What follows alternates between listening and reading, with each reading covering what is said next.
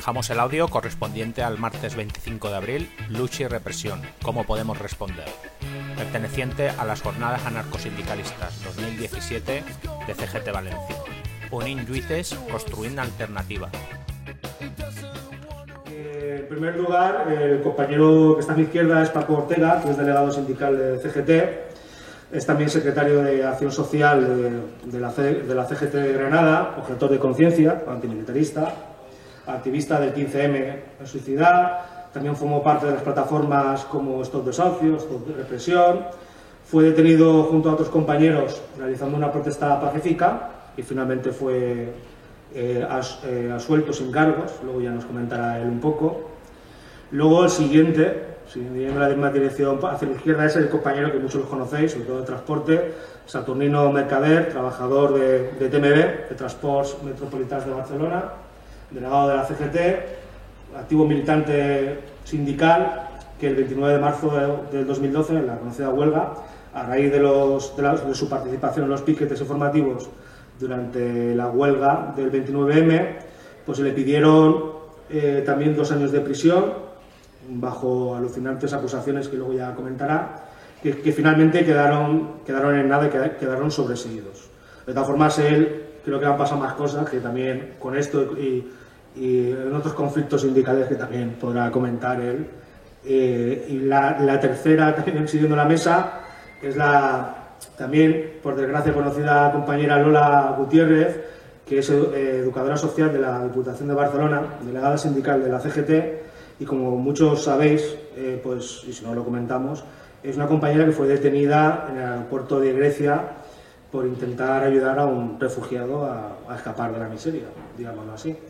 Ella luego nos comentará qué es lo que pasó mientras estuvo su estancia en Grecia, el tiempo que estuvo detenida allí, cuál es su situación también legal y también cómo quedó este compañero refugiado que se le intentó echar un cable. Y ya vemos que los gobiernos pues son cada vez más conservadores y hasta la solidaridad se criminaliza. Siguiendo también, tenemos al compañero Lolo. Él es un compañero de los movimientos sociales. Él está encausado por el conocido caso Bemba, o caso Bemba, en Sabadell. También lo comentará porque también es una cosa que es sorprendente, es un suceso que comentará que pasó hace 14 años, si no me equivoco.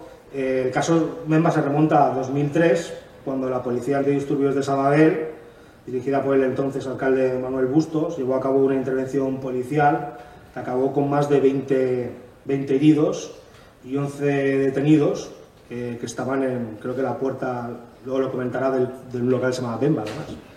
Y estaban ahí reunidos y bueno, y apareció la policía, se liaron a golpes y 14 años después, porque esto fue en 2003, pues se le pide creo que más de 2 años y medio para muchos de los compañeros que están allí. Y ya el último que está al final de la mesa, que también lo conoceréis, es el compañero Ermengón Gasiot. Él es arqueólogo, doctor en prehistoria y profesor de la Universidad Autónoma de Barcelona, secretario de la CGT de Cataluña, causado junto a otros trabajadores y alumnos por defender la enseñanza pública. El fiscal le pide, si no me equivoco, la friolera de 11 años de prisión por llevar a cabo un encierro pacífico en la Universidad de Barcelona. Bien, a ver que tenía por aquí alguna cosa más. Bueno, en el cartel estaba anunciado que iba a venir Laura Gómez, que al final la compañera es otra compañera también, que también ya sabéis que fue detenida por la huelga del 29M hace unos años y que bueno, también estuvo encarcelada por los hechos de la Bolsa, en la famosa performance que se hizo en el edificio de la Bolsa, una performance totalmente inocente, pero bueno, la detuvieron también con unas acusaciones un poco marcianas para lo que representaba, y esta compañera pues al final no ha podido venir. En su caso ha venido el compañero Lolo del CAS Bemba. Y nada, las personas que asisten a este acto son una muestra de los centenares de activistas y militantes que ejercen sus derechos en la manifestación de protesta. Han sido y son represaliadas en nuestro país. CGT es una de las tantas organizaciones que está siendo damnificada por estos tipos de sucesos. Sabemos que no somos los únicos, hay gente de otras organizaciones sociales, estudiantiles o políticas que le están pasando cosas muy parecidas. Y bueno, casos como que se pueden comentar, pues el caso de gente que por Twitter, por escribir un Twitter o por escribir una canción, caso de Stanberry de Defcon 2, la última chica, que no me acuerdo el nombre, la imputada también por hacer un tweet, que dice que al final la represión se está cebando incluso, ya no con activistas que defienden sus derechos, sino que incluso con ciudadanos que a lo mejor hacen un comentario, aunque algunos sean ciudadanos conocidos por cuestiones artísticas, pero al final lo que estamos viendo que se están endureciendo las leyes y que la mentalidad que nos encontramos por parte de los jueces o los que administran la ley, pues es una mentalidad muy, muy conservadora, ¿no? Nosotros queríamos tratar el tema, abrir el tema de la represión. Sabemos que son, como habéis visto en la presentación, son casos muy, muy particulares, unos muy vinculados al sindicalismo, huelgas, piquetes, represión, otros compañeros, pues cuestiones más relacionadas con movimientos sociales, pero bueno, al margen de las causas, que sea uno detenido en Grecia, detenido en Barcelona o detenido en Granada, o sea, el tema es que la represión está afectando a capas bastante importantes, ¿no?, de la sociedad. Habría que añadir, antes de dar paso a los compañeros, es necesario, ya que hablamos de represión, que actualmente el Estado español, según informes de los que trabajan en las instituciones penitenciarias, no lo dice ningún anarquista encima pegando gritos, ¿no? O sea, España tiene actualmente un 32% más de presos que el resto de la Unión Europea, ¿no? Esto se debe al endurecimiento del Código Penal durante los últimos años, desde el año 95, o sea, esto ha afectado, viene ya no solo con el gobierno del PP, con la conocida ley Mordaza, sino ya con gobiernos socialistas se han ido endureciendo. Según este informe, que simplemente lo voy a citar para dar un poco de información de lo que está pasando a nivel represivo y a nivel legal y a nivel estadístico, porque algunas cosas que vamos a hablar son conocidas porque son compañeros activistas, se están moviendo por causas muy claras y se está consiguiendo que tenga sus ecos, ¿no?, en medios sociales, incluso en algunos medios de comunicación, ¿no? Como decía, actualmente el problema que hay es que, aparte de toda esta oleada represiva, que no es nueva, yo creo que en los años 90 también se hablaba de represión, la represión es difícil de escapar de ella, por eso el título de la charla de hoy, de cómo afrontarla, ¿no?, de cómo responder, porque escapar de ella es muy difícil, ¿no? Si te quieren imputar algo, te lo van a imputar, ¿no? Y como decía, había un dato que era muy significativo, que lo estaban haciendo gente que estaba trabajando dentro de instituciones penitenciarias, organizaciones bastante likes en este sentido, por eso lo traía a colación, que decía que España no es un país inseguro, pero las reformas del Código Penal desde el año 95 han aumentado la duración de las penas, lo que implica que exista el doble de encarcelados que en otros países de la Unión Europea. Este informe viene a decir que España tiene un 32% más de presos que el resto de la Unión Europea. Lo que quiere decir que, fruto del aumento y la duración de las penas, y como esto nos afectará como ciudadanos y como activistas socialmente además, lo que acarrea. Así lo asegura una de las redes, una red de organización social dentro del entorno penitenciario, que voy a decir que es algo que se puede encontrar a un clic de información, ¿no? En paralelo a este aumento de las penas, en los últimos 13 años se han producido un leve descenso de la tasa delictiva. Es decir, por una parte, ya os diré los datos, la población reclusa, la gente que está siendo detenida por cualquier motivo, cuestiones sociales, atentado contra la propiedad privada, robo, desde los años 80 viene bajando, pero sin embargo el número de presos sigue aumentando, el número de cárceles sigue aumentando. Y aquí es algo que deberíamos de, por lo menos, de tener en cuenta cuando hablamos de represión, porque no hay posiblemente no hay nada más represivo que un sistema penitenciario o un CIES, un centro interno para extranjeros. Como decía, en paralelo a este aumento, las penas han aumentado, las penas en los últimos 13 años se han producido un leve descenso de la tasa delictiva, según las estadísticas penitenciarias, pero de seguir así, en 2019 nos encontraremos que en el año 2019, si sigue el sistema como está, la sociedad como está, los índices de criminalidad se reducen, pero la población penitenciaria aumentará. En los años 80, como dato, cuando pasaba, después de todas las crisis industriales y todo lo que supuso la heroína y un montón de gente por cuestiones sociales, económicas sobre todo, encarcelada, pues había un dato muy significativo, ¿no?, que nos afecta como clase obrera, que es que en los años 80 solo un 2% de los chavales detenidos vivían en zonas urbanas, lujosas, un 2%. Un 5% vivía de los chavales detenidos por la policía, no hablamos ni encarcelados, ¿no?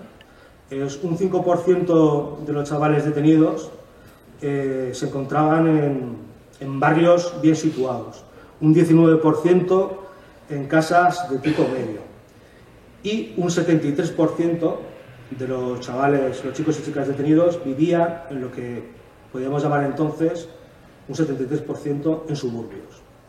En total, en los años 80, de media, el 88% de los menores detenidos eran hijos de obreros manuales. La media de las condenas en el Estado español es, según estas organizaciones, es de 18 meses, mientras que la media europea es de 7,1. Que es decir, que las cuestiones, la ley, por decirlo así, en el Estado español es mucho más dura que en algunos países de la Unión Europea. O sea, lo que aquí te condenarían por cualquier delito a 7 meses, en otro país, aquí son unos 18. Insisto que esto luego os diré el nombre, que es un dato que se puede encontrar, ¿no? En la actualidad, las prisiones españolas, y voy acabando enseguida, albergan a 61.614 personas. Si la tasa de encarcelamiento se acomodara a la criminalidad, esa cifra se reduciría a la mitad. Es decir, y leo palabras textuales y en negrita, un 50% de las personas encarceladas actualmente deberían estar en libertad. Sostiene este informe. Estas condenas, según los que han hecho el informe, truncan vidas. Cuanto más tiempo se pasa en prisión, más difícil es la reinserción. Viene a decir que la prisión, además, no debe usarse como solución aparente a los problemas sociales. La prisión no puede ser una forma de basurero social donde se aleja.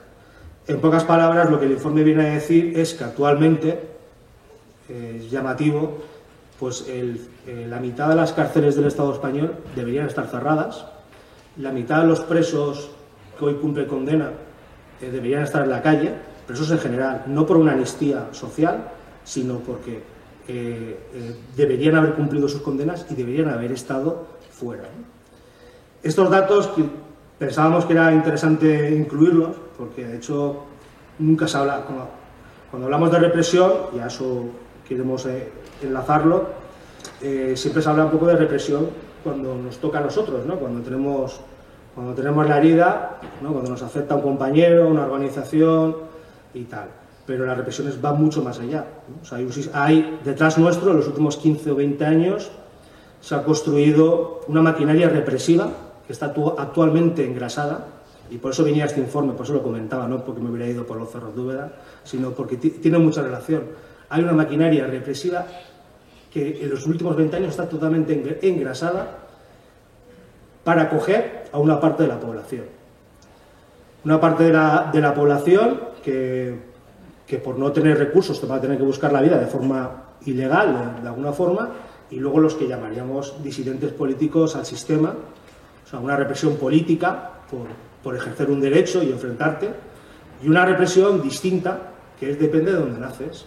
Si naces en una barriada obrera y tus padres están en una situación delicada y tu vida es delicada, pues tienes bastantes riesgos de acabar detenido y acabar englosando la lista de presos, de gente que está encarcelada en el Estado español.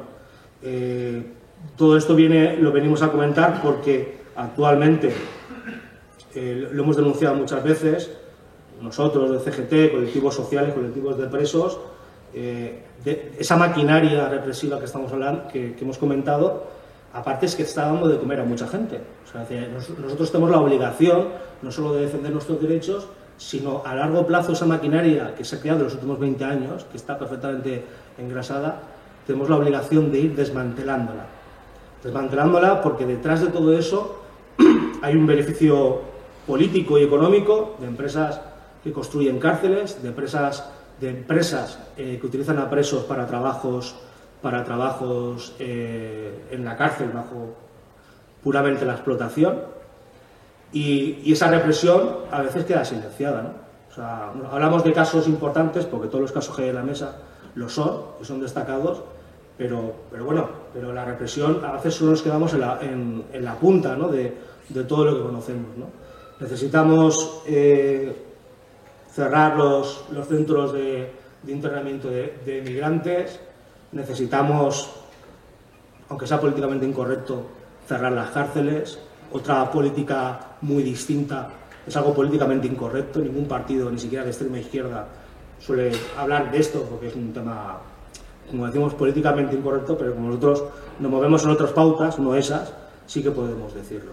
Creemos que son necesarias las utopías para no solo conseguir la solidaridad, el apoyo mutuo, para conseguir que los objetivos, victorias que son más que necesarias, y para que los compañeros y las compañeras, pues, por supuesto, no queden tirados bajo ninguna de las condenas. Bien, dicho esto, a ver, por aquí alguna cosa más. Bien, dicho esto, creo que los compañeros nos darán un poco una visión, aparte de su caso personal, de cómo ellos han afrontado la organización, los colectivos sociales han ido asumiendo todo este tipo de represión. Y ahora sí, le paso la palabra a los compañeros, tenemos hasta las 9, me imagino que nos dará tiempo a intervenir uno a uno y luego también para que la gente hable. Pues le voy a dar la palabra al compañero que está más lejos, el merengón Gasiot. ¿Quieres que le dé el botón? Vale. Gràcies, company. Bueno, la veritat és que és un plaer tornar a veure cares que un ha anat veient a la solidaritat i a les lluites des de fa anys, no? Moltes de les cares les vaig veure, per exemple, quan algunes i alguns de vosaltres vau a Barcelona amb el judici de les companyes Laura i Eva, precisament amb un acte repressiu i mostrant la solidaritat. També haig de dir que per mi ha sigut una sorpresa i un plaer trobar un company d'ofici, company professor arqueòleg, que havíem coincidit com a arqueòlegs, doncs avui coincidim com a militants. Y no me voy a enrollar mucho más en catalán porque también me gustaría que el compañero Paco pues me pueda corregir, rectificar o complementar o simplemente que podamos dialogar mucho mejor, ¿no? No, hombre, gracias a ti. Y sobre todo gracias a los compañeros y compañeras de la CGT de la Universidad de Valencia y del País Valencià por habernos invitado y habernos tenido en cuenta para este acto. A mí, la verdad es que, en cierta medida, cada vez más, no en un público como el que estamos aquí, familiar en el sentido de que compartimos mucho, seguramente muchas experiencias, muchas formas de pensar y muchos parámetros para entender la realidad, pero cada vez me cuesta más hablar de represión hacia afuera, ¿no? Y ahora, escuchando al compañero, pensaba, ¿cómo se debía sentir esa chica murciana, Cassandra, cuando tuvo que explicar que por un tuit como cualquier otro, ¿no? Yo creo que un montón de nosotros hemos hecho bromas o hemos hablado de Carrero Blanco, de astronautas y de vuelos intergalácticos, ¿no? ¿Y cómo? Con un tuit que lo podríamos haber escrito un montón de nosotros, o al menos la gente que tiene Twitter, pues su vida puede haber cambiado radicalmente, ¿no? Se enfrentó a un juicio en un tribunal que da miedo, la Audiencia Nacional, fue condenada de forma relámpago a 1 año de cárcel y a no sé cuántos años de inhabilitación, una persona que estaba estudiando para ser maestra o profesora, ¿no? Y yo me imagino que la perplejidad de la persona que escuchaba eso y decía, no puede ser que solo haya sido un tuit, ¿no? Y en ese diálogo se establece una desconfianza. A mí, por ejemplo, me ocurre lo mismo, ¿no? Cuando a mi vecina, bueno, de hecho se enteró por la radio que solo llevaba 10 días en Tarrasa y el único coche que habían quemado en 5 años en Tarrasa resulta que fue el mío, pues yo creo que pensó, este tío debe tener un ajuste de cuentas con la mafia rusa o la china o quién sabe cuál, ¿no? Y yo le explicaba que no tenía ni idea de quién me había quemado el coche, que estaba en un sindicato. Ella debía pensar que había alguna otra cosa, ¿no? Y ahí se generó una desconfianza y una incomunicación, por mucho que fuera mi vecina y que fuera una casa que había sido de mis abuelos y me conociera de cuando todavía llevaba pañales. Y algo similar yo creo que les pasa a mis compañeros de departamento Lolo, ¿no? Porque Lolo pues, ha vivido como militante social y como secretario general de la CGT de Sabadell, pues ha vivido cosas un poco similares, pero me imagino que una buena parte de mis compañeros y compañeras de departamento, arqueólogos y arqueólogas, ¿no? Cuando yo les explico que a raíz de una denuncia de la universidad a 26 personas más y a mí nos van a pedir más de 11 años de cárcel de petición penal, una multa de 9.000 y pico euros, una responsabilidad civil subsidiaria de 385.000 y 5 años de alejamiento de la universidad. Y le digo, fue por la ocupación del rectorado. Algo que la gente que trabaja en la universidad sabe que es una forma de protesta habitual. Habitual desde hace un montón de tiempo, porque mucha de la gente, no solo estudiantes, sino de la gente que trabaja en la universidad, hemos recurrido a eso, tanto como trabajadores o incluso los que habían sido estudiantes antes también, ¿no? Yo creo que, a ver, con mis compañeros en general me llevo bien, pero creo que ahí hay un punto de desconfianza. No se creen, o cuesta mucho de hacer creíble que simplemente por participar en una rueda de prensa en que hablamos, el otro compañero sindicalista y yo, de cuestiones estrictamente sindicales, como delegados sindicales, presentamos reivindicaciones que llevábamos tiempo. Las universidades sabemos muy bien la precariedad que hay, sabemos muy bien cómo ha destruido la educación pública, la política no solo de recortes, sino también de privatización, de prebendas que se han impuesto dentro de las universidades, lo conocemos muy bien. Pues hablábamos de eso. ¿Y cómo vamos? ¿Qué universidad, qué rectorado va a beneficiar a sus estudiantes y a sus trabajadores por una rueda de prensa, por un encierro que se permitía a la gente ir a trabajar, donde se pedía, por ejemplo, que el rectorado cumpliera lo que había aprobado el claustro de la universidad, medidas tales como que se cesaran los despidos de profesorado y personal docente investigador joven y precario, que se hicieran públicas las transferencias de la universidad a sus fundaciones, que son como los chiringuitos privados de una parte de la universidad para mover negocio y que muchas veces son deficitarias y acabamos pagando con dinero público, que por ejemplo se promoviera una beca para el transporte, es una universidad fuera de la ciudad, ¿no? Y cuestiones de ese tipo. Y evidentemente cuando uno explica eso se genera una incomunicación porque parece mentira. Parece mentira. No, uno piensa, yo estoy seguro que mis compañeros piensan que rompimos un montón de cosas. Saben que no matamos al rector porque el rector continuó vivo y tan tranquilamente al día siguiente, pero casi pareciera eso, ¿no? Con lo cual ahí se ha generado de nuevo una incomunicación y una pérdida de credibilidad. Y si además de eso, por ejemplo, al cabo de poco tiempo de saber eso, te llega una multa por participar en una huelga, ¿no? Antes el compañero mencionaba la ley Mordaza, y hacer un piquete al amparo de una convocatoria de huelga, un piquete que no bloqueó nada, simplemente ralentizaba el acceso a la universidad porque estábamos en huelga convocada por la CGT, huelga de docentes, ¿no? Y simplemente informábamos de la huelga y te llega una multa por hacer lo mismo que habíamos hecho hace 5 años, 2 años, 1 año antes. No solo en solitario la CGT como en esa ocasión, sino muchas otras veces en el marco de convocatorias del conjunto del comité de empresa, pues vuelve a haber esa incomunicación. Y ese es uno de los objetivos de la represión, ¿no?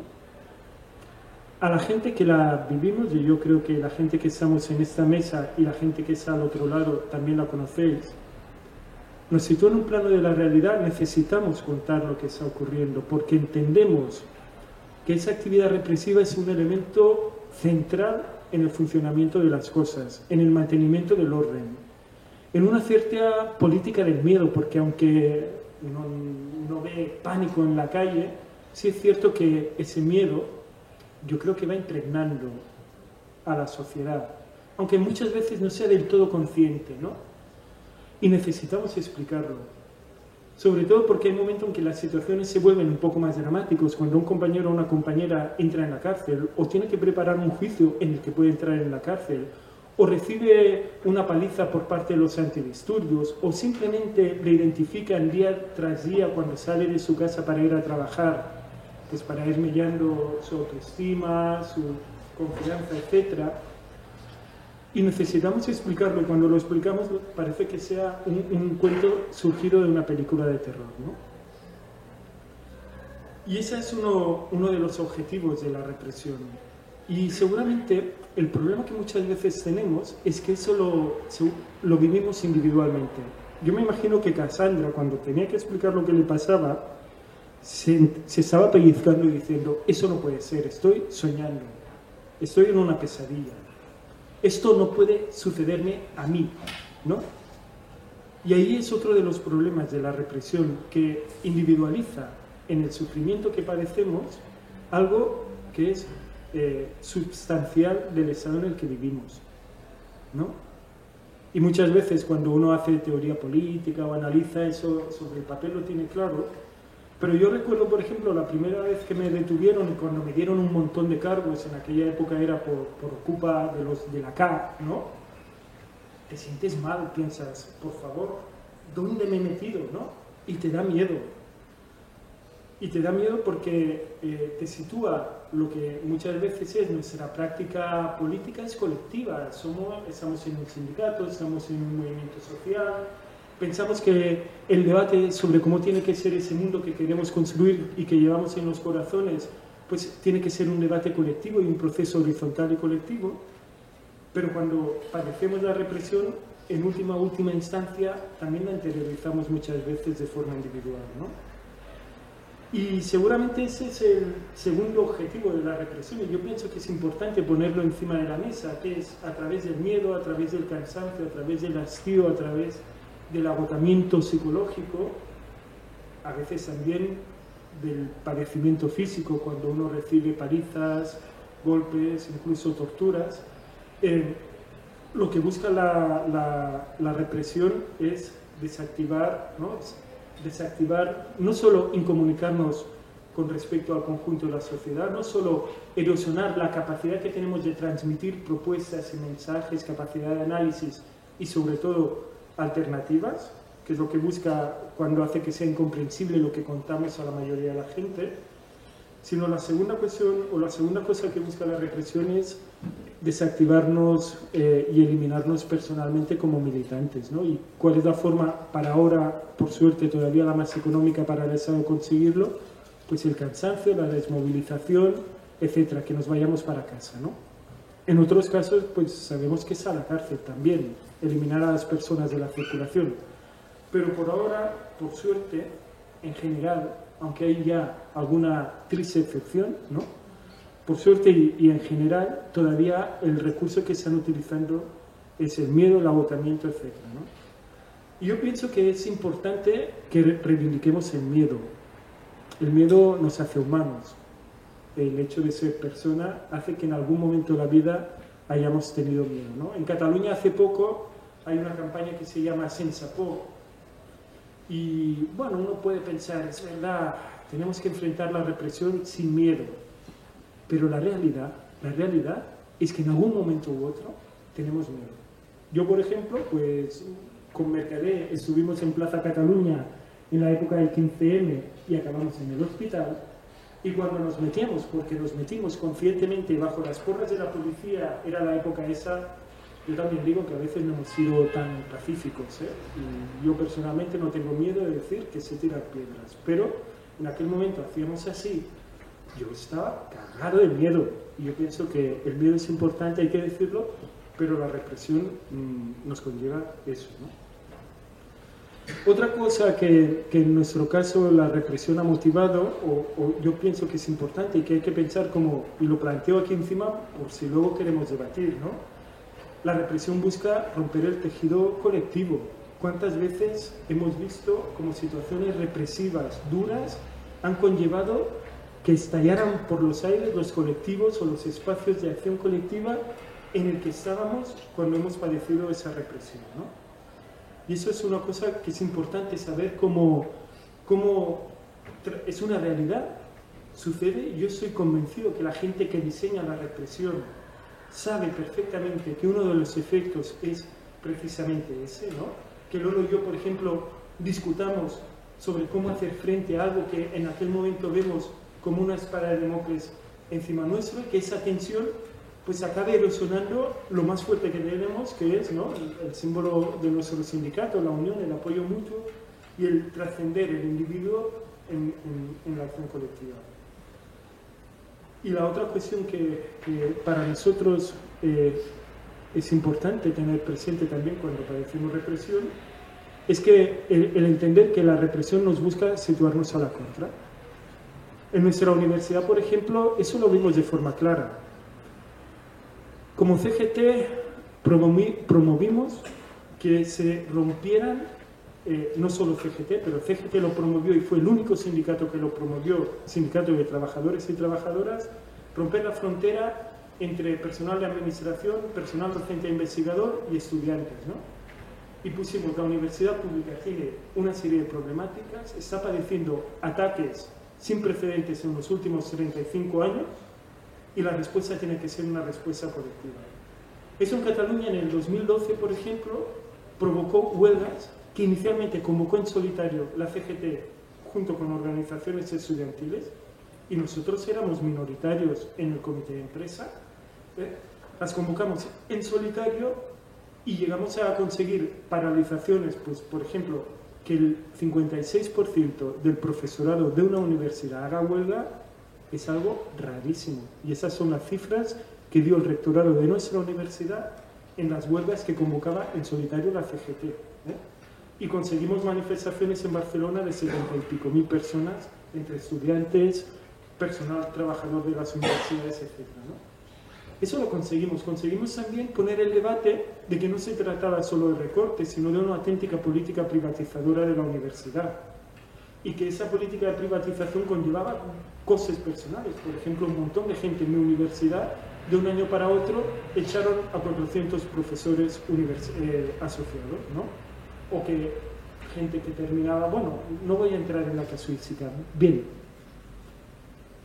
en ese momento, la iniciativa del discurso y del análisis la llevábamos nosotros. El hecho represivo, por ejemplo, ¿por qué la CGT nos metieron ahí en el caso 27 y más? ¿Tuvimos participación en eso? Sí, claro, ¿cómo no lo íbamos a tener? ¿Fue algo delictivo desde la propia ley vigente en el momento en que hicimos todo eso? No.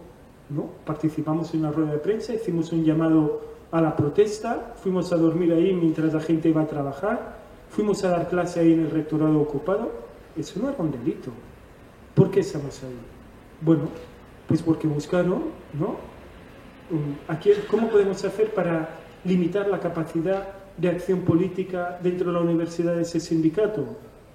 Metamos a uno en la cárcel. Bueno, como no podía ir directo en la cárcel, metámosle en un proceso judicial. una cara pública, visible, etc. Podía haber sido cualquier otro compañero, me tocó a mí. Bueno, con eso, y ya voy a ir acabando, lo que quiero decir es que, bueno, no he hablado mucho del caso porque tampoco hay mucho más que contar, ¿no? Pero que nada de lo que sucede en una política represiva, pues normalmente son ataques bastante bien diseñados, ¿no? Seguramente la vicerrectora que dio mi nombre a la policía, que además personalmente es un poco histriónica y con un carácter oscilante, pues a lo mejor dijo algún improperio que se le escaparía, pero el diseño del hecho represivo estaba perfectamente trazado. Buscaban desactivarnos, buscaban situarnos a la contra, buscaban romper nuestra capacidad de diálogo con nuestros compañeros y compañeras, trabajadores y trabajadoras, buscaban provocar fractura entre nosotros.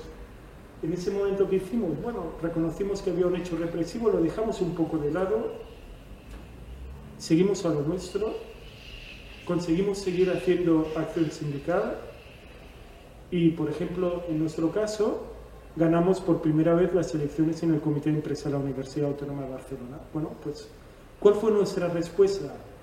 Seguir haciendo lo que estábamos haciendo. Eso no quita que ahí hay un tema que hay que resolver, que en un momento dado habrá un juicio y a un compañero pues habrá que evitar que vaya a la cárcel y habrá que contar cómo está funcionando la universidad pública con la disidencia política en su interior. Bueno, pero eso ya vamos a ver cómo lo hacemos en el futuro.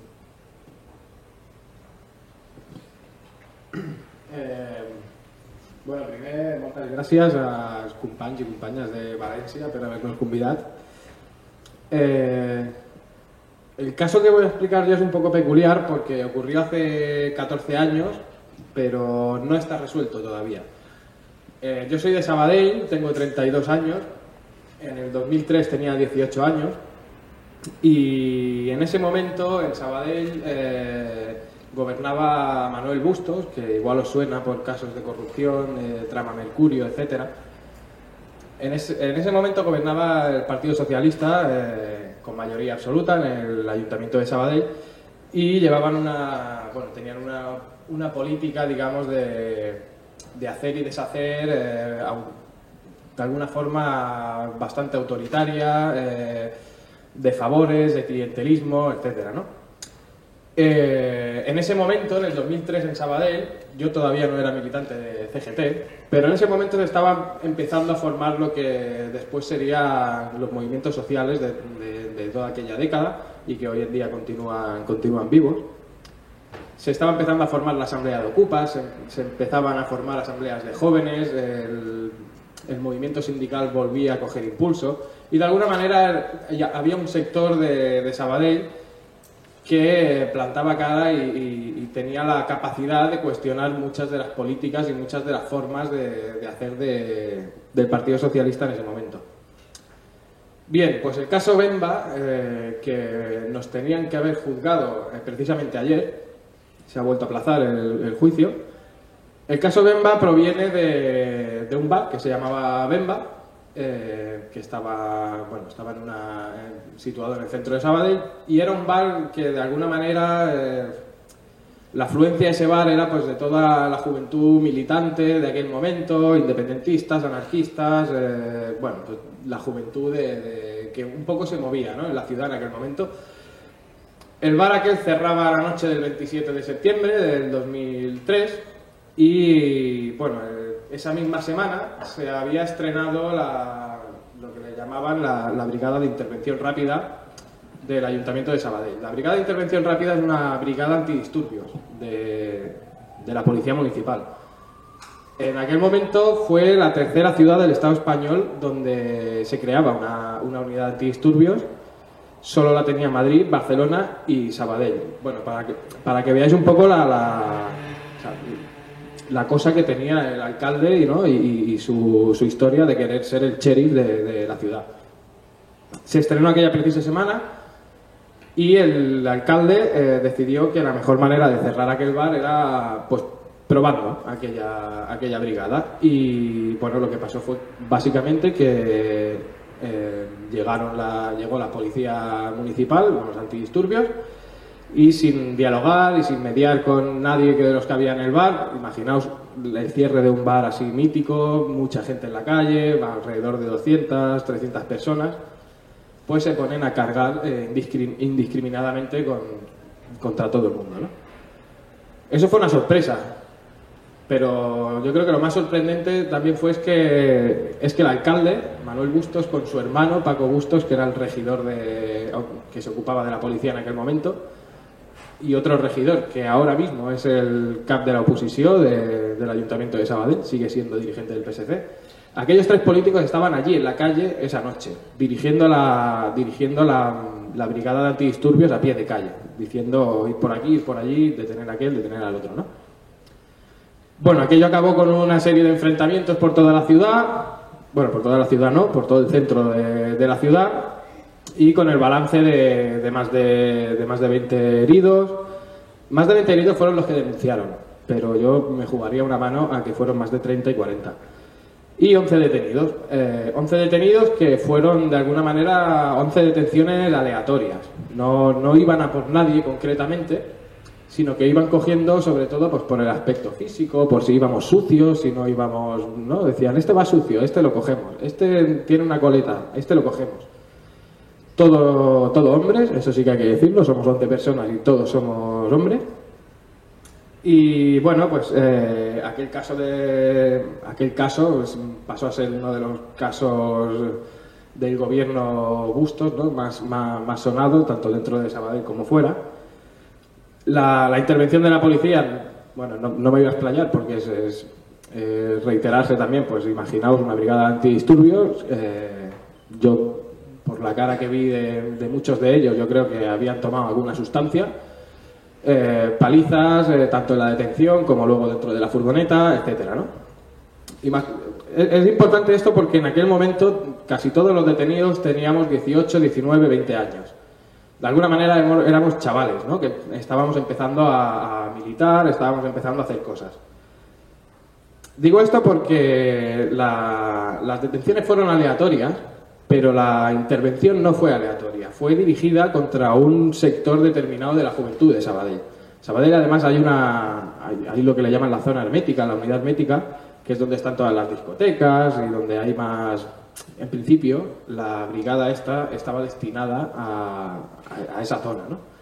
Pero decidieron intervenir en aquel bar. Fue la única intervención que hizo la policía, la brigada esta, ya nunca más volvió a intervenir. De hecho, la disolvieron hace un par de años y la intervención fue esa. Bueno, la cosa es que la lectura que hemos hecho un poco, bueno, que empezamos a hacer después de que pasara esto, porque claro, imaginaos que pues fue una cosa sorprendente, ¿no? De estar en un bar un día y que por las buenas empiece a entrar policía a repartir hostias y a detener gente. La lectura que hicimos un poco fue esa, ¿no? De por qué han intervenido aquí, digamos que buscaban políticamente, y la respuesta pues estaba clara. La respuesta era intentar hacer escarmentar a la juventud que en aquel momento se empezaba a mover para, no sé, pues de una forma preventiva, por decirlo de alguna manera. Bueno, este proceso pasa en septiembre del 2003, en 2004 hay movimientos en los juzgados hasta 2005 aproximadamente. En 2005 ya no hay más noticias de los juzgados y así hasta el año pasado. El año pasado nos llega una notificación de que se va a celebrar el juicio el 24 de abril del 2017. Pues imaginaos la cara que se nos queda de pensar que 14 años después nos van a juzgar a los 11 por una historia, por este caso, ¿no? Hay que decir que nosotros, los 11 detenidos y varias personas más que fueron heridas por la intervención, denunciamos a la policía por maltratos, por lesiones, por detención ilegal, y denunciamos también a los hermanos Bustos y a Josep Ayuso, que era el otro político presente, por prevaricación, ¿no? Por haber llevado esa operación contra nosotros así tan gratuita. Esas denuncias formaban parte del proceso judicial y la lucha que llevaron nuestras abogadas fue que de alguna manera esas denuncias nos pudieran servir a nosotros como defensa. Bueno, pues esas denuncias al final se archivaron. no hay rastro de ellas, ¿no? Pasaron muchos años sin que hubiera movimiento, etc. Entonces, claro, la visión que te queda un poco es, bueno, o sea, nosotros denunciamos una intervención que se hace contra un sector de la juventud, que se detiene a 11 personas, que es un linchamiento allí dentro de un bar y fuera. Y estas denuncias se archivan, pero en cambio a nosotros, que nos pedían 4 años y medio de cárcel en aquel momento por atentado a la autoridad, daños, etcétera, todo lo que pueden empaquetar ahí, esas sí que continúan, ¿no? Entonces, claro, pues tampoco voy a explicar nada nuevo, ¿no? Cuando decimos que la justicia no solo es que funcione mal, sino que además funciona bien para unos y mal para otros, ¿no?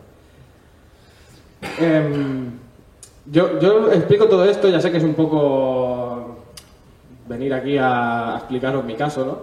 Pero porque toda la reflexión que hacía el compañero Hermen, yo creo que el caso del Bemba es un ejemplo práctico, ¿no? De qué busca la represión. Primero, lo que buscaba en ese momento era escarmentar a toda una serie de militantes que estaban empezando a militar. Porque no éramos militantes que lleváramos muchos años, que fuéramos caras visibles. Éramos jóvenes, que empezábamos pues en nuestras asambleas de instituto, de universidad, de barrio, etcétera, ¿no? Buscaba escarmentar, pero no solo eso, porque si luego te lo paras a pensar y dices, hostia, llevamos 14 años ya con el asunto.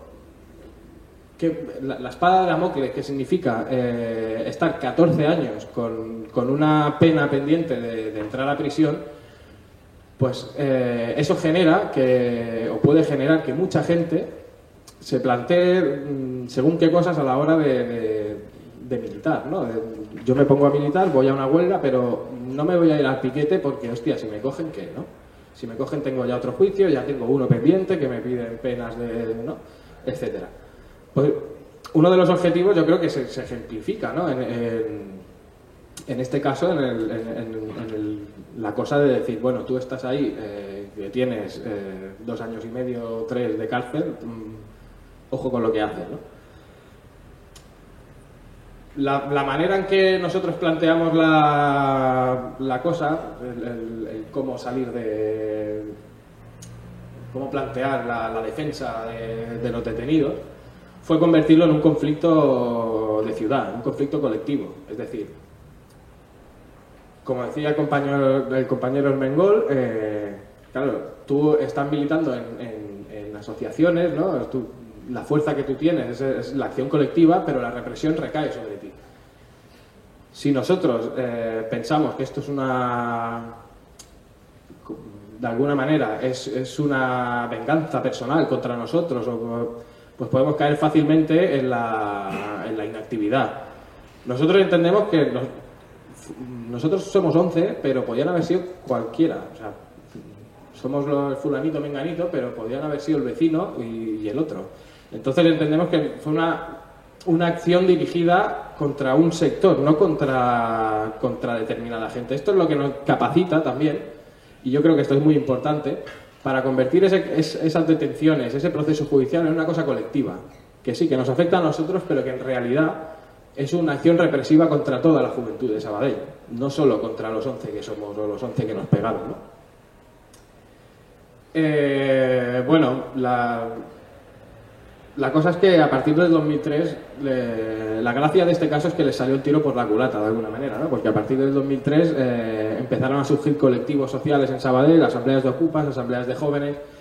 Mucha de la gente que estábamos detenidas acabamos militando en sindicatos, en asociaciones, y los movimientos sociales que se generaron fueron los que de alguna manera han impedido que este caso se cierre con consecuencias, digamos, más graves para nosotros. Pensad que el gobierno del PSC, que tenía mayoría en aquel momento, aunque tuviera mayoría, eran muy así, de bueno, tengo mayoría pero te dejo gobernar aquí conmigo y tal. Bueno, pues había un montón de partidos en aquel momento en el ayuntamiento. En aquel momento se queda solo y comienza a haber un movimiento de protesta y un movimiento contestatario que dura hasta hoy en día. Eso es lo que de alguna manera ha frenado que este proceso se convierta en un caso represivo muchísimo más grave, ¿no? No voy a ser yo quien ponga en cuestión la separación de poderes, ya sabéis que en este país está clarísima la separación de poderes, pero lo que de alguna manera hemos entendido es que el PSC de Sabadell no se ha atrevido a juzgarnos porque es un juicio político y entendemos que son ellos los que presionan y los que tal. No se ha atrevido a juzgarnos porque sabían que era generar otro foco de conflictos que yo creo que no tenían claro si lo podían asumir o no. Lo digo porque en Sabadell ahora mismo pues hay CGT, hay movimientos sociales, había mucha movida como para generar otra cosa de este tipo. Entonces, bueno, es que tampoco tengo mucho más que decir. Simplemente que creo que las reflexiones que hacía Hermen no son reflexiones que vengan de la lectura de libros o etcétera, sino que son cosas que pasan cada día en la calle y que sobre todo que cuando un movimiento social, un movimiento sindical se empieza a fortalecer y empieza a tocar un poco las cosquillas, tenemos que tener presente que estas cosas van a pasar y las acusaciones a veces van a ser rocambolescas, ¿no? Como la acusación al Hermen o a Mercader, o incluso a nosotros, que alguno de nosotros se nos acusaba de atropellar a un coche de policía con una bicicleta. Sí, esto está en un atestado policial. Bueno, da igual, porque es que es igual. Que te pueden decir que has atropellado un coche de policía con una bicicleta, que te piden 2 años y medio igual. Y vas a tener que ir al juicio y vas a tener que demostrar que no has atropellado un coche de policía. Entonces yo creo que de alguna manera, si hacemos las cosas bien, tenemos que empezar a estar preparados y preparadas y yo creo que estas jornadas así para hablar de estas cosas son importantísimas para esto.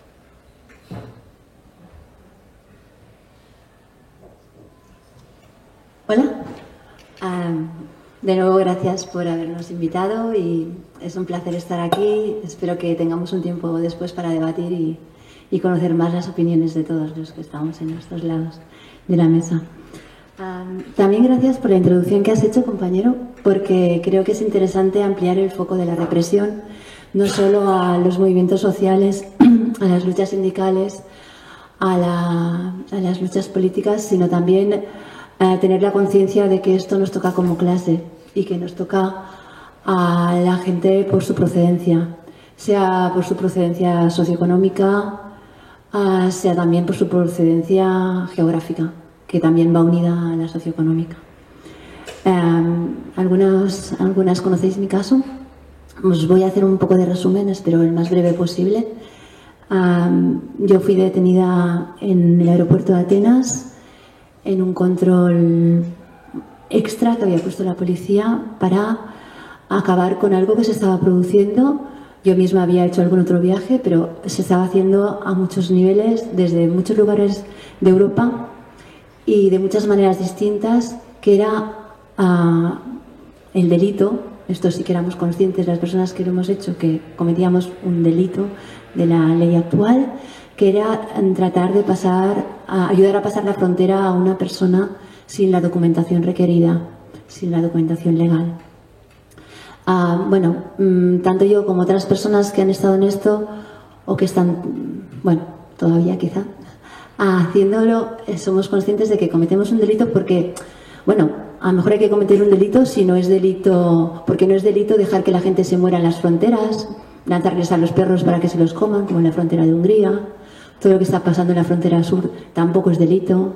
No es delito truncar las vidas de niños y niñas durante años ahí en un campo de refugiados, que, es una de las suertes que pueden correr. No es delito nada de lo que es truncar las vidas humanas, entonces sí que es delito tratar de ayudar para que algunas personas puedan cruzar la frontera.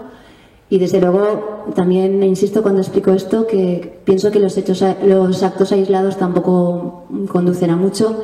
Pienso que esto también tiene que estar siempre unido a las luchas contra la Europa Fortaleza, por la libre circulación de las personas, porque recuerdo a todos y a todas que el dinero sí que circula libremente, por corrupto que sea, y que la gente de dinero tampoco tiene ningún problema para cruzar las fronteras, vengan de donde vengan. O sea, eso creo que nos posiciona un poco en la línea de lo que decía el compañero en la introducción. Bien, como os decía, fui detenida en el aeropuerto de Atenas en un control policial extra que estaban poniendo recientemente, no lo conocíamos antes, y estaban deteniendo a todas las personas que fueran un poco morenas, o sea, era un cribaje claramente por raza. Entonces, bueno, fuimos detenidos el chico al que yo acompañaba y yo, junto a otra mucha gente.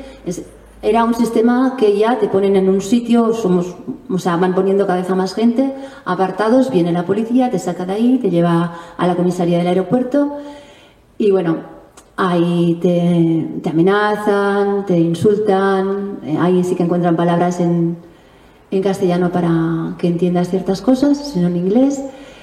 Te desnudan, te cachean, todas las fases de la criminalización que va acompañada también, como decían los compañeros antes, ¿no? para atacarte también de la humillación y el ataque a tu autoestima.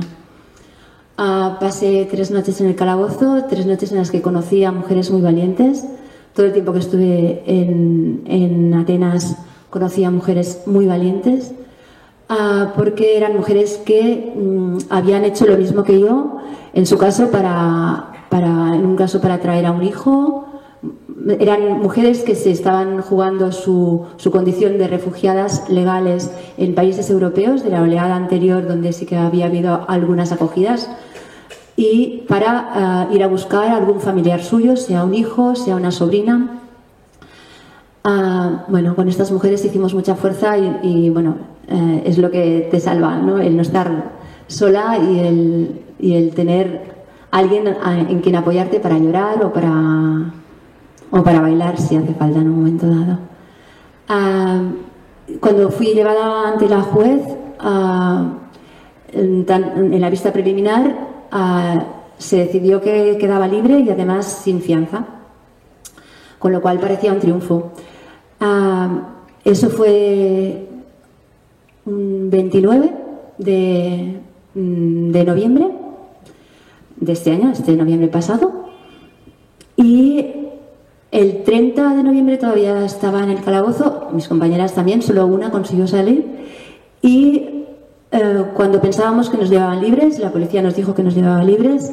En Grecia la policía no te explica absolutamente nada, siempre es no lo sé, tú pon las manos para que te pongan las esposas y lo demás no te preocupes, simplemente no lo sé, ¿no?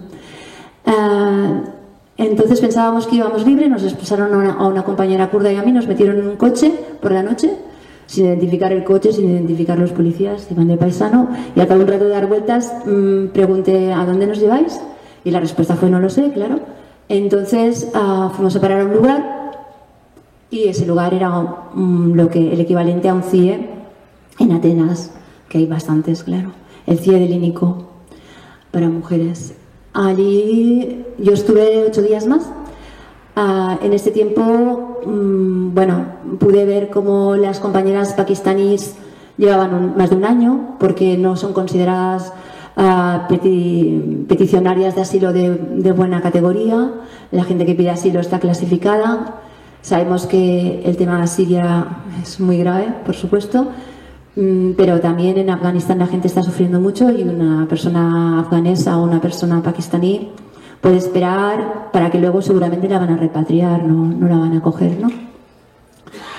Pude estar con mis compañeras a las cuales habían separado de sus hijos o de sus sobrinos. Esos niños, ellas no sabían dónde estaba. Había una compañera que estaba amamantando a uno de sus hijos, que se lo quitaron de los brazos. Ella no sabía dónde estaba su hijo. Pude conocer situaciones muy graves en las cuales podía entender que ellas, mis compañeras, tenían poco apoyo y estaban bastante aisladas, y yo tenía la fuerza de mis compañeros y compañeras de la CGT, ¿no? Cuando cuando pregunto por qué me han llevado a un CIE, mi abogado me responde que es que el jefe de policía de la comisaría del aeropuerto ha decidido que soy persona peligrosa para Grecia. Entonces, así como otros compañeros y compañeras que habían realizado la misma acción que yo, otros que lo hicieron posteriormente, como Miquel y Begoña en Euskadi, pues estuvieron 3 días, normalmente como máximo es eso, 3 días, pues la ley griega, hoy todavía, en la Grecia actual, hay una ley en Grecia que dice que si te declaran persona peligrosa para Grecia, la policía puede decidir por encima de lo que decida un juez. Y este jefe de policía de la comisaría del aeropuerto me declaró así y entonces podía decidir mandarme a un CIE. Cuando el tema salió a la luz y el sindicato, mi familia se empezaron a organizar, fueron pasando los días. El día 5 de diciembre se hace una concentración, era puente y se consiguió una súper buena concentración delante del consulado griego en Barcelona, con la repercusión necesaria como para que se empezara a mover mi deportación.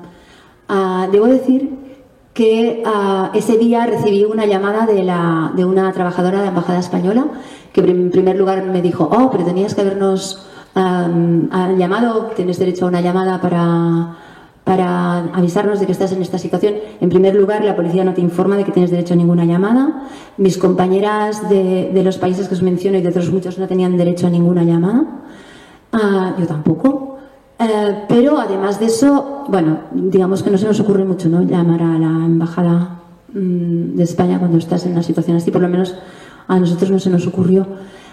Pero sí que me dio un dato interesante respecto a lo que os comentaba de lo de persona peligrosa para Grecia.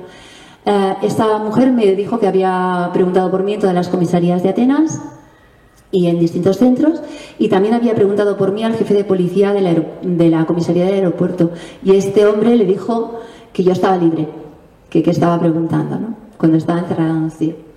Bueno, las motivaciones que tenía esta persona a mí se me escapan y no me gusta meterme en la cabeza de gente que la tiene tan tóxica. Bueno, ya lo veremos en el juicio que pasa cuando sea. Quería comentar también, bueno, pues eso, después de la concentración todo se activó y el día 8 fui acompañada al aeropuerto por 2 policías, esta vez sin esposar, y era de agradecer. Y luego ya me pusieron en manos de la tripulación, y la tripulación, cuando llegué a Barcelona, me puso en manos de la Policía Nacional, que a su vez me devolvió mi pasaporte y pude salir a ser recibida por mis compañeros y compañeras en el aeropuerto. Quería comentar que sobre el tema de la represión, bueno, creo que después, si podemos debatir, podemos ampliar un poco lo que ya han dicho los compañeros y compañeras. Pero quería señalar que hubo una concentración en el CIE donde yo estuve el día antes de irme, fue una concentración pequeña, pero luego hicieron otra mucho más grande, sobre la cual las policías que controlaban el CIE estaban avisadas, así como con la mía no. Con la mía no estaban avisadas y nos cerraron todo para que no pudiéramos acceder a la gente que estaba concentrada después de las barras, los barrotes, las concertinas, pero allá a lo lejos si hubiéramos podido ver a alguien. Pues, como digo, al cabo de una semana o 2 de marcharme de allí, hubo una concentración de activistas griegos. Debo decir que a nivel de Grecia también tuve el apoyo y visitas de compañeras y compañeras de ESE, que es un grupo anarquista de allí, y de otros grupos. Pues mis compañeras salieron, como no estaban avisadas las policías, salieron a los barrotes, empezaron a dar golpes. Bueno, estamos aquí y vosotros allí, se sentían cerca. Y ellas fueron represaliadas. Las sacaron de ese CIE, las repartieron por distintas comisarías de Atenas, y aún hoy la gente que conozco que está en Atenas no me ha podido decir dónde están exactamente. O sea que ellas fueron represaliadas también, que es una forma, creo, también indirecta de ejercer la represión sobre los movimientos que luchan. No solo el miedo, no solo la parálisis, sino, mira, es que en este caso también le pasa algo a las personas a las que vas a defender. Creo que es un elemento más. Bueno, creo que no me voy a enrollar más con esto.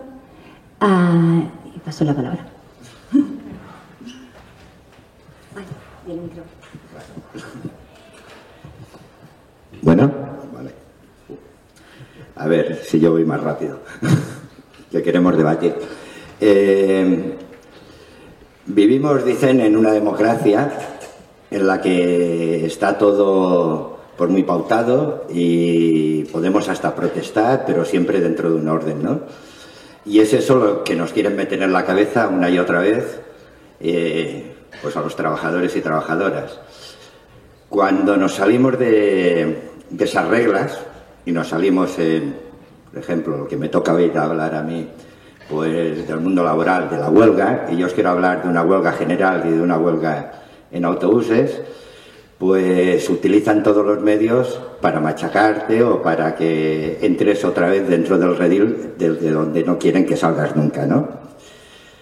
En la huelga general del 29 de marzo del 2012, a mí me pasó una cosa ridícula, por la que me hice un poco famoso, pero que realmente es ridícula.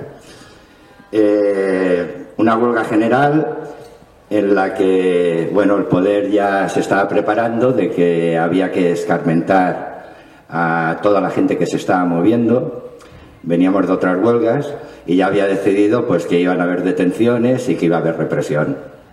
Yo, después de participar en la huelga, en el piquete de mi empresa en autobuses de Barcelona, muy tranquilo, todo el mundo paró, no hubo ningún problema. Al volver para casa me encuentro la Guardia Urbana de Barcelona, entonces de Convergencia, deteniendo de forma muy violenta a un chaval que yo no lo conocía de nada, luego nos hemos hecho amigos, que había participado en un piquete informativo que se hizo en el barrio. Acordaros que aquella huelga, al menos muchos luchamos para que fuese una huelga no solo laboral, también social. Entonces en el barrio se hizo un piquete que fue por todo el barrio, en el que yo no participé, pero sí que coincidí con él en el final y veo deteniendo a aquel chaval de esas maneras. Yo y otros vecinos nos fuimos a los policías y decimos, ¿pero qué hacéis? Estamos en huelga general, anda a dejarlo, pum, pum. Lo intentamos aquello que lo soltaran, no hubo manera. Y este es mi crimen, que un policía me dice, yo a ti te conozco, ya te enterarás, y yo le toco con el dedo aquí, le digo, pues yo a ti no te conozco, que no llevas número de placa. Ese es mi crimen.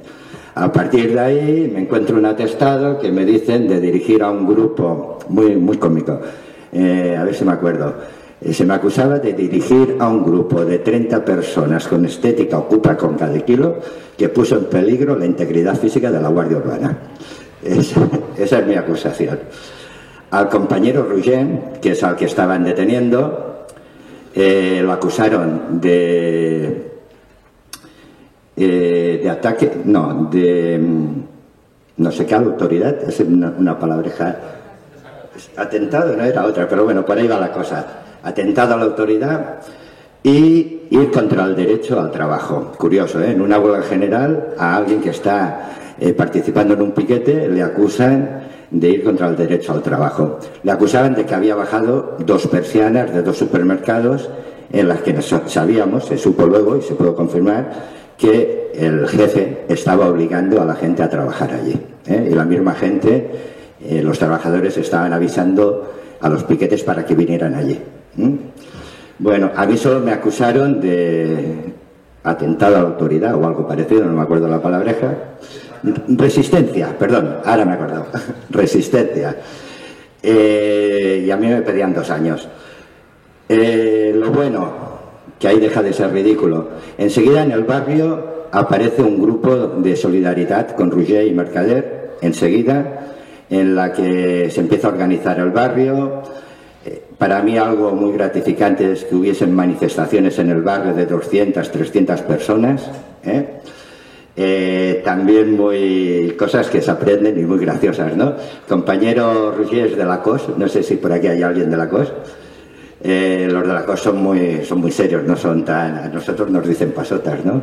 Dijeron, no, hay que ir con 5 banderas cada organización a la manifestación. Hombre, Roger, ¿de qué vas? Ellos vinieron con sus 5 banderas, nosotros no llevamos ninguna. Eso como cosa curiosa, ¿no? En el barrio se creó un ambiente muy chulo, se organizaron paellas, se recogió dinero, se pagaron abogados y al cabo de 4 años salió el juicio en el que...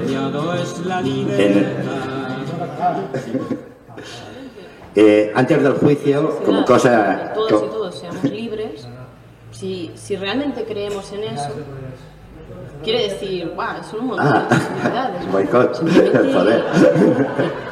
Está boicoteando. No sé qué paso, Ya. Ya se para, ya está.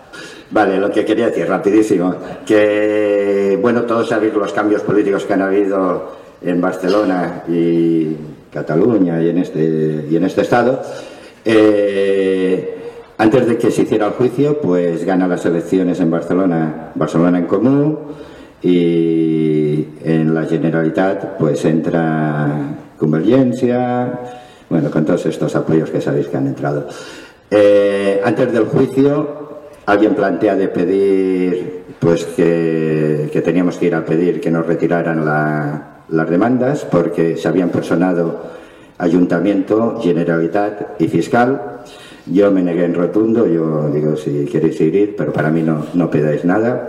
El caso es que Barcelona en Comú se retiró, el Ayuntamiento de Barcelona, perdón, se retiró, ya no llegó a juicio. En el acto del juicio se retiró la Generalitat, pero la Fiscalía sí que se quedó. Claro, son los que habían empezado desde el Estado, y hay que escarmentar, hay que patatín, hay que patatán. Se hace el juicio, no pueden probar nada, todo queda en absolución. Lo buenísimo es que se hizo una muy buena huelga laboral y social, que los piquetes de barrio funcionaron, que los piquetes en las empresas funcionaron, que funcionó la solidaridad. Desde el primer día, tanto el Roger como yo estábamos súper tranquilos, sabíamos que no nos iba a pasar nada, contábamos con el apoyo de muchísima gente y teníamos claro de seguir luchando. Otra huelga, que por eso me conocía el policía, y eso lo supe luego, el que me dijo, yo a ti te conozco, fue la huelga que habíamos tenido los conductores y conductoras de autobuses, que duró 1 año y medio, no seguida, diferente, ¿eh? Que los teníamos muchos días pasando frío como nosotros, en las puertas de las cocheras, en las que pues tuvimos enfrentamientos, en la que un policía salió con la nariz rota, chorreando sangre, un guardia urbano, y eso pues claro, eso se acuerdan, ¿no? Y querían devolver el golpe. Yo pasé mucho más miedo en la huelga de autobuses que en la huelga general, así de claro. En la huelga de autobuses era lo mismo, querían que estuviésemos dentro del orden, ¿no? Hacer vuestra huelga si queréis, pero ¿cómo hay que hacerla, no? Derecho al trabajo, al que quiera trabajar, dejarlo trabajar, o sea, al que quiera hacer de esquirol, dejarlo hacer esquirol. Y en autobuses funcionamos de otra manera, no nos creemos lo de la democracia burguesa, esa que nos dicen que, oye, que vosotros igual que los parlamentarios, aquí se discute mucho en el comité de empresa, y si no hay unanimidad, pues quien quiera trabajar, que trabaje. No. Nosotros en autobuses funcionamos que si la asamblea decide que hay huelga, hay huelga. Y la democracia burguesa no entra, no es la democracia de la clase obrera. Cuando la asamblea dice hay huelga, hay huelga. Y lo teníamos muy claro, allí no salían esquiroles. Y ellos también lo sabían, y sí que querían que saliesen. Y fue una lucha permanente. Acabamos, y ahí viene el miedo, con sanciones, con posibles despidos. A mí me pillaron la guardia, no, aquellos fueron Mossos de Escuadra pinchando una rueda de un autobús. Imaginaros, pinchan la rueda del autobús, te imaginas que te van a despedir. Eso es un miedo. Lo de los 2 años de cárcel no te da miedo. Que te vayan a despedir sí que te da miedo. Pues ganamos el conflicto, no hubo despidos y las sanciones se acabaron. Y con esto quiero acabar. En la pregunta que se hacía, que era ¿cómo podemos responder? Yo es que creo que hay mucho que ya está inventado, ¿no? Que ya nuestros antecesores ya han pasado por eso. En Barcelona, en esta huelga general, creo que fueron 100 los detenidos. Que me corrijan los historiadores, en el 19 creo que fueron 2000 detenidos en Barcelona que acabaron en el castillo de Montjuic, por pedir las 8 horas. Y también hubo represión. Y aquello, ¿cómo salieron de Montjuic? Pues con otra huelga general que obligó a que salieran. Entonces, con eso quiero decir que ya está inventado, que no tenemos que tener miedo, lo que tenemos que tener es solidaridad, apoyo mutuo.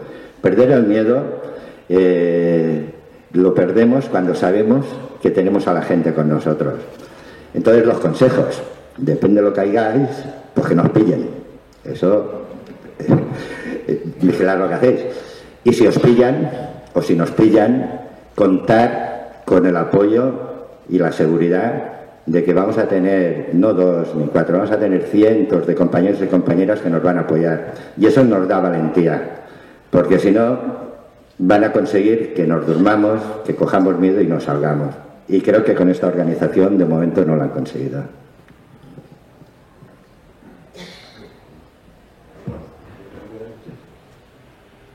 Bueno, pues... ¿Se escucha ahora? Ahora sí se escucha, ya se escucha. Bueno, pues yo un poco quería empezar mi intervención leyendo una frase textual de un escocés que la escribió allá por el 1700 y pico, en un libro que se llamaba La riqueza de las naciones, un tal Adam Smith, y dice textualmente: el gobierno civil, en cuanto instituido para asegurar la propiedad, se estableció realmente para defender al rico del pobre, o a quienes tienen alguna propiedad contra los que no tienen ninguna. Tenemos que ser conscientes de que esto es, como han dicho algunos de los compañeros, una lucha de clases, y nosotros somos los que no tenemos propiedad, con lo cual por eso nos podemos encontrar con algunos de los casos que se han comentado. El caso mío fue una cosa muy sencilla que terminó pronto. Quizás por resumir el caso mío de mi detención, aunque me parece que es lo que menos, yo me involucré bastante en el 15M en Granada, y en una de las jornadas, una de la ocupación de la plaza, pues como se me veía que era un poco más mayor que los otros y la policía ya nos había visto, ya nos habían puesto 165 multas por identificación visual. ¿Qué quiere decir una multa por identificación visual? 160 a 110 personas. Eso, 110 multas, de las 160 a 110 por identificación visual. ¿Qué quiere decir? Que la policía te ve, ya sabe que eres tú, te apunta y no te pide el DNI. Eso ahora con la ley Mordaza es legal. Que la policía tenga listas, lo que siempre se ha dicho, listas negras, de posibles activistas, a los que sencillamente porque los ve, le pueden poner una multa. Hasta ese momento no era legal. Entonces, claro, yo en ese momento estábamos ocupando la plaza, y entonces la policía, pues como ellos siempre piensan, como se ve que el sargento es bastante más listo que los policías normales y el capitán, eso ya es lumbrera, pues ellos piensan que como nosotros funcionamos también piramidalmente, entonces pues dijeron, pues no sé qué, nos llevamos a este, nos llevamos al otro. Me detuvieron. Claro, otra de las cosas que ahora no se puede, que entonces sí se podía, es que como hubo cámaras de prensa que grabaron toda la movida, nos detuvieron, nos llevaron al calabozo. Luego explicaré lo que nos vino bien de las cámaras, pero mis compañeros y compañeras de movidas del sindicato y del 15M, que son unos cabrones, pero me conocen, decían, ándate en el Paco, no pasa nada, ese está tranquilo, los calabozos ya los conoce, no va a haber movida. Efectivamente, yo en los calabozos estaba más preocupado por el otro detenido que estaba en otra celda y que era la primera vez que lo meten allí, porque yo los calabozos ya los conocía. Pero también allí escuchaba yo cómo la policía estaba viendo por televisión cómo ese día el Granada iba a jugar un partido donde iba a entrar en primera división. Entonces, cuando por fin vino el abogado, un compañero del sindicato, que es también compañero en todo desahucio, le dije, Pepe, la policía va a estar en el campo de fútbol de Granada, los nacionales. Si la gente decide irse de la Plaza del Carmen, la Plaza del Ayuntamiento, a la de la subdelegación de gobierno, a hacer la asamblea allí, no va a haber policías como para poder desplazarlo. Y efectivamente, en vez de preparar mi defensa allí, en la entrevista con el abogado, lo que estuvimos comentando esas cosas, porque yo oía a los otros que estaban viendo la tele, y efectivamente 3 o 4 o 5.000 personas, porque todavía no se sabe cuántas, ocuparon la puerta a su delegación de gobierno y estuvieron en asamblea durante varias horas, y quizás en parte entre eso y que todavía se podían presentar como pruebas las grabaciones de la prensa, en este caso, donde se veía evidentemente que yo no me había resistido a la autoridad a ser detenido, ni yo ni el otro chaval, pues salimos absueltos sin cargo. Entonces, pero lo digo porque eso es lo de menos, porque puede salir absuelto sin cargo. Hasta ahora ya no se puede. Ahora, si alguno de los periodistas dijera yo he grabado la detención, sería detenido a su vez. Cuando en Stop Represión, lo digo porque seamos conscientes, cuando en Stop Represión estuvimos estudiando primero los anteproyectos de ley de la ley Mordaza y luego la propia ley Mordaza, etcétera, etcétera, yo que un tiempo antes Stop Desahucios me había pedido que, militaba, como dijo él antes, del tema de la objeción al servicio militar y todo eso, que habíamos organizado en Granada con Stop Desahucios algunas jornadas de formación para resistencia y desobediencia civil, no violenta, etcétera, etcétera. Conforme íbamos estudiando la ley Mordaza, parecía que el gobierno había cogido todos esos manuales de desobediencia civil que muchas veces se han utilizado a nivel sindical y habían ido caso por caso legislando en contra de aquello. No me acuerdo a quién le oí decir que la gente que nos gobierna ahora mismo, si por aquí viniera Gandhi, que prácticamente se le ve como un santón civil, iría a la cárcel de cabeza. Y por años. Entonces, pero con eso es con lo que nos encontramos. Tenemos que ser conscientes que eso es lo que están legislando. Nosotros en Granada, desde Stop Represión también estuvimos trabajando todo este tema de las multas, conseguimos que se inculpara a 4 policías nacionales por multas de identificación visual. Los policías se negaron, pidieron que se pusiera un biombo cuando tenían que ir a declarar porque decían que los abogados de los activistas, si los veían personalmente, luego podían indicar quién eran, etcétera, etcétera. Hubo que pelearlo para que no se pusieran esos biombos. Al final no fueron a declarar y fue su jefe. Y al final, desde entonces hasta acá, se ha archivado el caso, a pesar de haber puesto todos los recursos necesarios.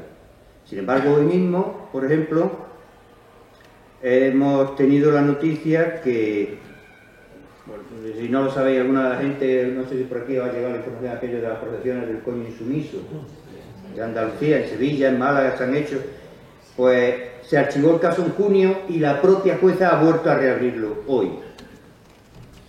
Y quiere inculpar a 3 de las mujeres que participaron. ¿Por qué? Porque es que el gobierno y las leyes está para perseguirnos a nosotros, a los pobres y sobre todo a los pobres que queramos reivindicar lo que es nuestro, lo que es de nuestro compañero. No es que no haya separación, que si hay separación entre la judicatura y el gobierno, no, son ellos los mismos, los gobiernos legislan para el beneficio de los ricos, ahí tenemos todos los ejemplos que estamos hartos de ver todos los días, y ahí está donde se va lo de las tarjetas blancas, donde se va los urdangarines, o todo el trabajo que hemos tenido que hacer, concretamente, no sé si os recordáis, todo lo que tuvimos en Granada con Stop Represión, con el tema de Carlos y Carmen, de unos compañeros a los que se les pedían años de cárcel, el tema de los titiriteros, son amigos y compañeros, concretamente Raúl es de CNT y somos amigos, uno de los titiriteros, pero es que ellos van contra nosotros. Entonces quizás ya, como el tiempo avanza y pasando al siguiente paso, que sinceramente a mí me ha resultado bastante más interesante escuchar algunas de las experiencias de los compañeros que la mía concreta, yo he pasado varias veces una noche en el calabozo, siempre por desobediencia a la autoridad, ¿no? O por resistencia, pero que al final ya me han puesto una multa chica de las que ahora, por ejemplo, estas multas por identificación visual en Granada eran de 331 euros cada una. Ahora esas mismas multas con la ley Mordaza son 3.000 o 30.000 euros cada una. Entonces, ante todo eso, y ya pasando al siguiente paso, que sería empezar a hablar de alternativas, quizás la mejor forma de hablar de alternativas, os propongo que sería poniendo ejemplos.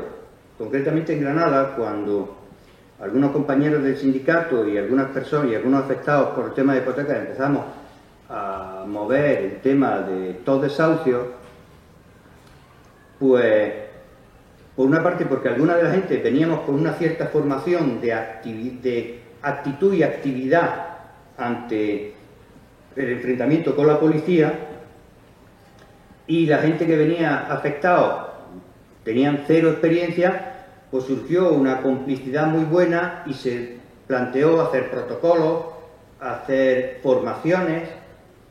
Pongo un ejemplo.